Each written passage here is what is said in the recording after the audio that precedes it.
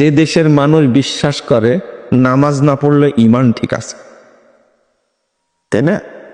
এরাই কিন্তু এই কথাটার উপরে কি দিছে না, এরাই সমালোচনা করছে।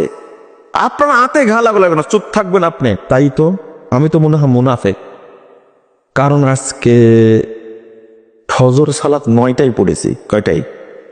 9টায়। ঘুমাচ্ছিল 9টায় পড়েছি, 3টায় ঘুমাইছেন।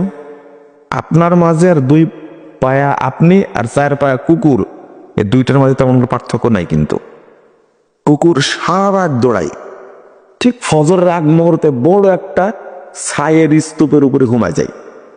কয়টা পর্যন্ত ঘুমায়? 9টা 8টা পর্যন্ত ঘুমায়। আর আপনি সারা রাত দোলালেন, ঠিক ফজরের আগে কি ঘুমাই গেলেন, উঠলেন কয়টায়? কি কত বড় সাহেব, 8:30টায় উঠে ব্রাশ করছে, মনে হচ্ছে যে এর চেয়ে বড় শয়তান পৃথিবীতে নাই। তার ঢং কত সুন্দর। ও কি মানুষ? তো বানরের চেয়েও খারাপ, কুকুরের চেয়েও খারাপ। ও সব বুঝে। কিন্তু শরীয়ত, আপনি বলবেন যে কুকুরের চেয়ে খারাপ বললেন কেন? আমি বলেছি? আমি বলেছি কথা? আল্লাহ বলেছেন। আপনি টেরা, আপনি বয়রা, বয়রা বুঝেন? এটা আপনার কানে ঢুকে না। আল্লাহ বলেন উলাইকা কাল আনাম বাল হুম আযাল, তারা চতুষ্পদ জন্তু নেই, বরং তার চেয়েও খারাপ।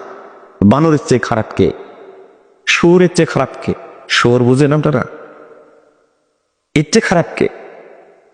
এর চেয়ে আল্লাহ বলছেন, আমি বললে দোষ? আপনার হাতে ঘা লাগার কথা না তো।